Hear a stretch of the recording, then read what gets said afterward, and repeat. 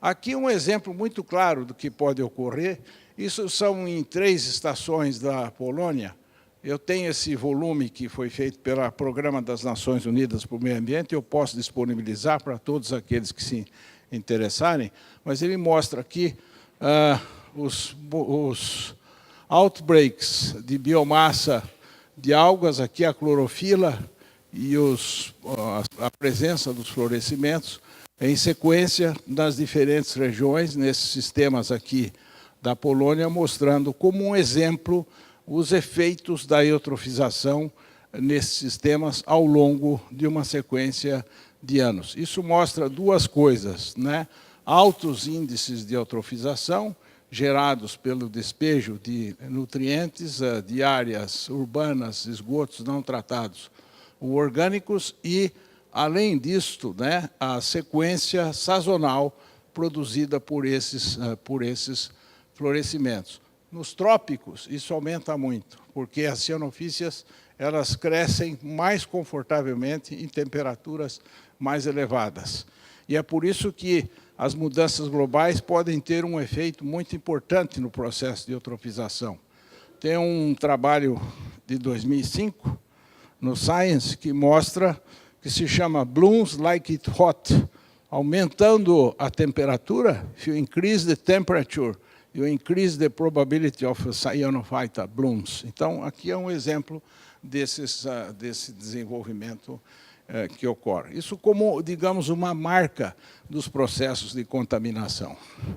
Aqui nós já vimos ontem com a professora Karen, mas um exemplo de poluentes orgânicos persistentes que deveriam ser eliminados sob a Convenção de Estocolmo. Todos eles, não acredito que todos eles tenham sido eliminados, principalmente no Brasil, o que mostra que muitas vezes essa regulamentação não atinge o objetivo necessário.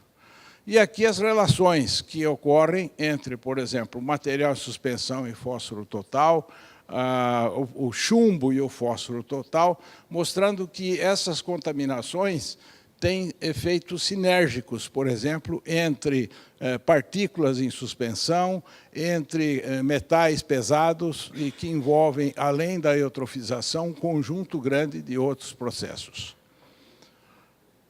E aqui um exemplo da relação entre clorofila e fósforo total em 3 lagos diferentes, Ontário, o reservatório São Roque, na Argentina, e esse lago na Turquia, mostrando essa relação entre a concentração de fósforo e a clorofila como um outro exemplo do impacto da eutrofização. Um outro aspecto que deve ser considerado é a contaminação das águas subterrâneas. Aqui existem 2 problemas. As águas superficiais estando contaminadas, a população vai, e o serviço público, muitas vezes, vai buscar água subterrânea. E, muitas vezes, mobiliza-se metais dessa água subterrânea, como ocorreu em Bangladesh, né? Como ocorre em algumas áreas do estado de São Paulo, com aumento de flúor na água, e, consequentemente, essa atividade de busca de outras fontes de água também pode provocar um aumento na concentração. Mas aqui, a concentração de arsênico em águas subterrâneas nas Américas, na África, na Europa, na Ásia e na Oceania, mostrando que em algumas dessas áreas há um aumento da concentração de arsênio acima de níveis tolerados, né, da Organização Mundial da Saúde. Também, em alguns sistemas, em outros países, há uma contaminação de água subterrânea por nitrito e nitrato como resultado de atividades humanas, e percebo que há um certo aumento aqui dessas atividades, dessa concentração nesses águas subterrâneas em algumas localidades na Índia. E aqui um exemplo muito claro, né? Concentrações de coliformes fecais em estações monitoradas ao lado das principais cidades. de acordo com o tamanho da população, as principais figuras. Então, vejam que, mesmo em países desenvolvidos, existe uma concentração, vejo aqui no sudeste da Ásia, de coliformes fecais relacionadas com os grandes centros urbanos em praticamente todo o planeta, o que é uma indicação clara, né, dessa relação de concentração da população e o efeito da contaminação nesses processos, né? Bom, eutrofização. A eutrofização é um fenômeno, como nós sabemos, bem conhecido, né, que afeta as bacias hidrográficas, mas afeta principalmente os recursos hídricos superficiais e mesmo subterrâneos, né? Como resultado da eutrofização, existe a infloração de bactérias, né? E, naturalmente, a eutrofização ela provém de várias fontes, mas ela provém, primeiro, da deterioração das bacias hidrográficas, né? As bacias hidrográficas, ao se deteriorarem, se deplecionarem de vegetação, evidentemente, elas aumentam a descarga das fontes pontuais e não pontuais de nitrogênio e fósforo para os corpos d'água e para os lagos, e, com isso, né, a alteração do sistema terrestre ele causa uma alteração na composição química da água, no balanço carbono, nitrogênio e fósforo, e, consequentemente, produz efeitos da eutrofização muito sérios, né, que estão se acumulando em praticamente todos os continentes, né, ao longo de várias décadas. Naturalmente, nós temos que pensar sempre na eutrofização como um efeito combinado das fontes pontuais, né, e das fontes não pontuais, né? Por exemplo, a excreção de animais, a fixação de nitrogênio atmosférico pelas cianobactérias, a drenagem, né? Os efluentes da indústria, os fertilizantes, o esgoto, tudo isso contribui para um aumento brutal da concentração de nitrogênio na água, causando desequilíbrio entre nitrogênio e fósforo e aumentando consideravelmente o crescimento das cianobactérias, né? E aqui um exemplo de várias fontes pontuais e não pontuais que atingem o sistema: esgotos domésticos, a drenagem superficial, entradas atmosféricas, por exemplo, de nitrogênio e fósforo.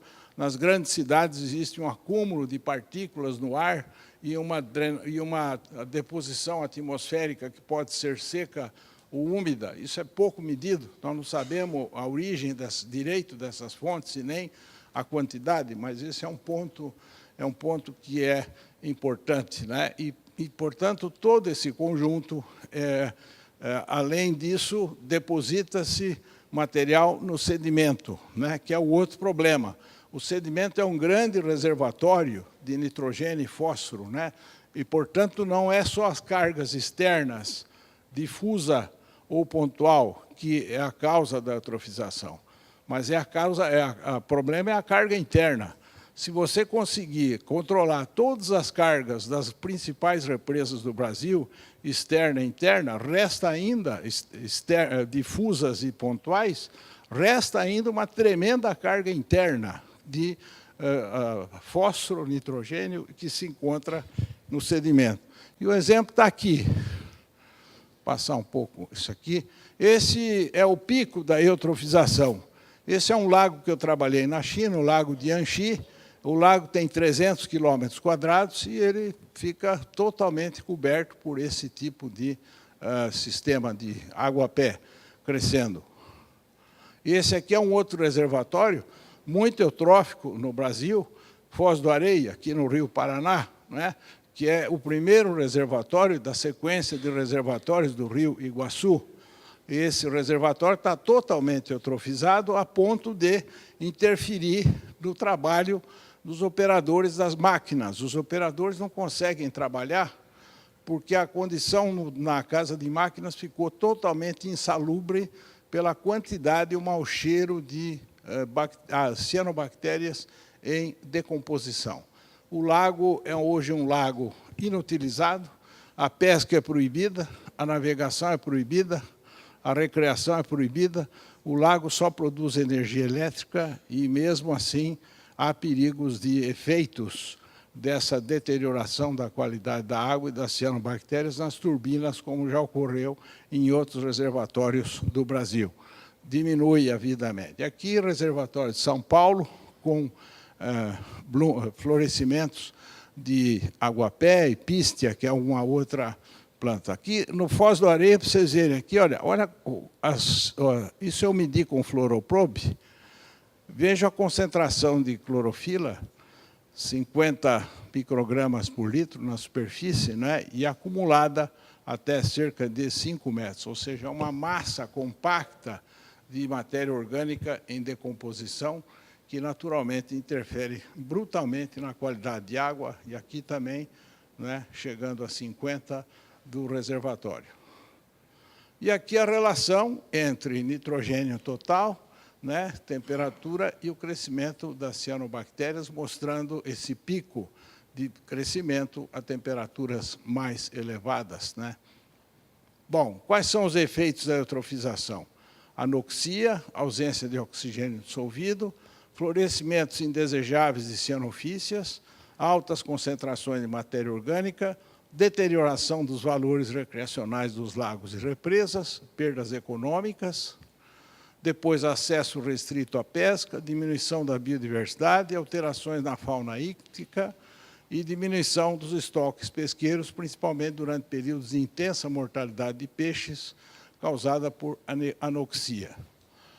Perdas no valor das propriedades situadas próximas a rios, lagos ou represas, perdas em valores estéticos e perdas econômicas devidas à deterioração da saúde humana causada por doenças provocadas direta ou indiretamente pela eutrofização.